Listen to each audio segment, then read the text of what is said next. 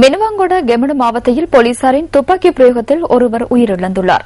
தங்கச்சங்கிலியொன்றை கொள்ளையிடுவதற்கு முயற்சித்த வேளையில் ஏற்பட்ட தகராறின் போது இந்த துப்பாக்கி பிரயோகம் இடம்பெற்றதாக போலீசார் தெரிவிக்கின்றனர்.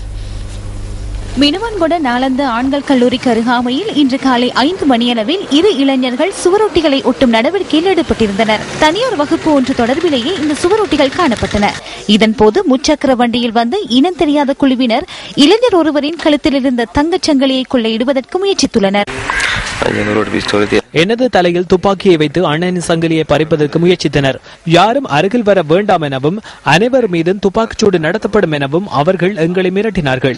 நான் அருகில் இருந்த கல்லொன்றினால் ஒருவரின் தலையில் அடித்தேன். அவர் கீழே விழுந்து விட்டார். அவர்கள் என்னை தாக்கியதில் எனக்கு தலையில் இருந்து இரத்தம் வழிந்தது.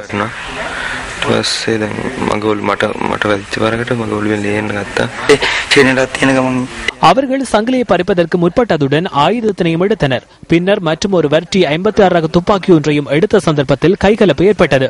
அப்போது அவ்விடத்துக்கு போலீசார் வந்தனர்.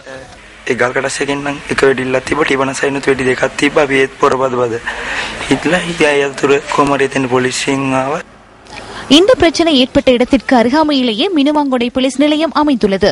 இந்த சம்பவம் தொடர்பில் போலீசாருக்கு கிடைத்த தகவலை அடுத்து போலீசார் சம்பவ இடத்திற்கு விரைந்துள்ளனர். இதன்போது முச்சக்கர வண்டியில் வருகை தந்த சந்தேக நபர்களில் 3 முச்சக்கர வண்டியில் தப்பிச் சென்றதுடன் ஒருவர் T56 ரக துப்பாக்கியுடன் மினுவாங்கொட மயான பகுதிக்கு தப்பிச் சென்றுள்ளார். இதனை அடுத்து தப்பிச் சென்றவர்கள் மற்றும் போலீசாருக்கும் இடையில் பரஸ்பர துப்பாக்கி பிரயோகம் இடம்பெற்றதாக போலீசார் தெரிவித்தனர். போலீசாரினால் மேற்கொள்ளப்பட்ட பதில் துப்பாக்கி பிரயோகத்தில் ஒருவர் உயிரிழந்ததாக போலீசார் குறிப்பிட்டனர். கட்டான கழுவாரி பூவ பகுதியைச் சேர்ந்த 33 வயதான ஜூட் நிஷாந்த் என்பவரை இவ்வாறு உயிரிழந்துள்ளார். குறித்த நபர் இதற்கு முன்னர் சிறைச்சாலையில் தடுத்து வைக்கப்பட்டிருந்தவர் என விசாரணைகளில் இருந்து தெரிய வந்துள்ளது. T56 ரக துப்பாக்கியொன்றையும் உள்ளூரில் தயாரிக்கப்பட்ட துப்பாக்கியொன்றையும் போலீசார் இதன்போது கைப்பற்றியுள்ளனர். சுவரொட்டிகளை ஒட்டிக் கொண்டிருந்த போது இடம்பெற்ற இந்த அசம்பாவிதத்தில் காயமடைந்த இளைஞர்கள் 2 தற்போது வைத்தியசாலையில் சிகிச்சை பெற்று வருகின்றனர். சம்பவத்தில் உயிரிழந்த நபரின் வீட்டிற்கு நாம் இன்று சென்றோம்.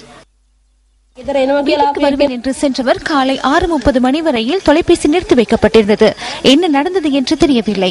நிஷாந்தவிற்கு துப்பாக்கி சூடு மேற்கொள்ளப்பட்டதாக பகல் வேளையில் எமக்கு தகவல் கிடைத்தது. போலீசாரிடம் இது தொடர்பில் வினவிய போது அவர்கள் எதுவும் கூறவில்லை.